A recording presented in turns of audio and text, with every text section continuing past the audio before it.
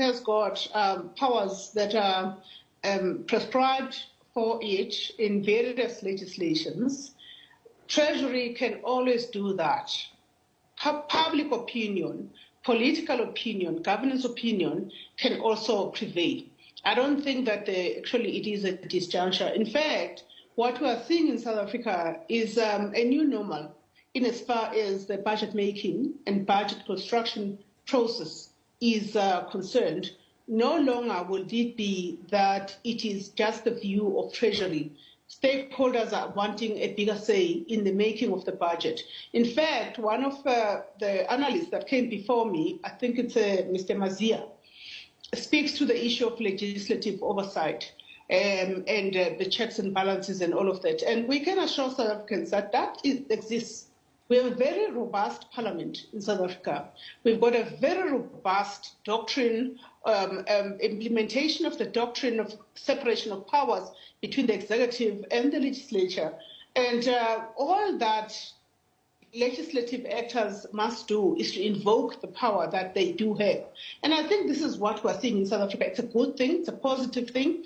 And what we now know is that a new budget proposal will be tabled by the Minister of Finance following not just the litigation, more importantly, following the consultation by a number of parties. They also remind you that the parties that came together to deliberate on how we walk away or how we resolve the budget impasse are a majority in Parliament.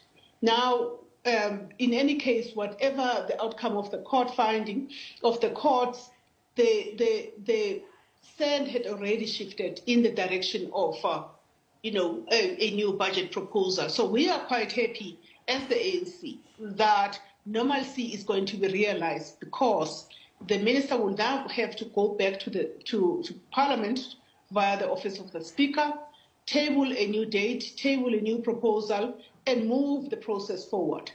But normalcy comes at a cost to the minister and the speaker. They've been slapped with 50% of the costs each.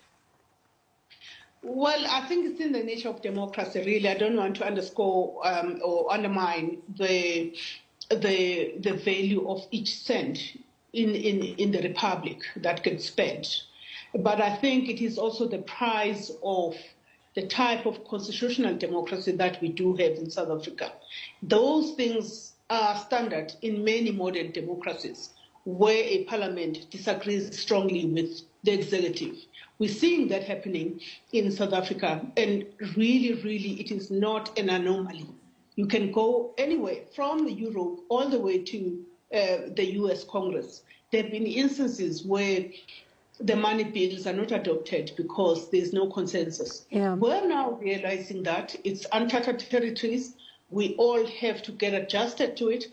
One of the beautiful things about this experience, though, Bongiwe, is that it has actually raised the bar on the issue of how a budget gets put together, how people's inputs, including organized formations and individuals' inputs, can really be utilized in the budget-making process. So it's not an indication of crisis from where we are sitting.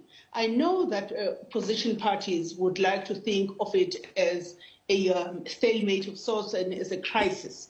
But go to Europe, go to Germany, go to the US Congress, you would see examples of where budget has actually been a sticking point and where people had to come around the table in order for the budget to be passed. So, in other words, no longer is the executive alone an arbiter on the matter of the budget.